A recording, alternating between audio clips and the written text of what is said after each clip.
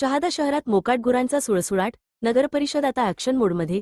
शहादा शहरातील मुख्य रस्ते, चौक, बाजारपेठा, सार्वजनिक ठिकाणी आणि रहदारीच्या मार्गांवर मोकाट गुरे, ढोरे फिरत असल्याने नागरिकांच्या सुरक्षिततेचा प्रश्न ऐणीवर आला आहे. मोकाट गुरांमुळे वाहतुकीला अडथळा निर्माण होत असून अपघाताची शक्यताही वाढली आहे.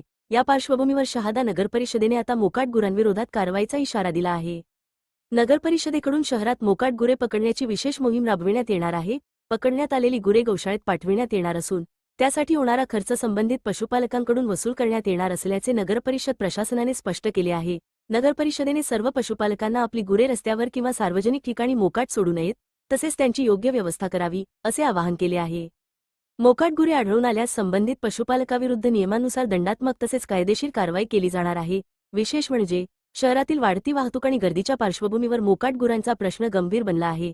त्यामुळे केवळ सूचना देण्यापुरती कारवाई न करता नगरपरिषद प्रशासनाने प्रत्यक्षात मोहीम प्रभावीपणे राबवावी, अशी मागणी नागरिकांकडून होत आहे. मोकाट गुरांमुळे अपघात घडण्याची वाट पाहणार की त्याआधीच ठोस कारवाई करणार, असा सवाल आता नागरिकांकडून उपस्थित केला जात आहे.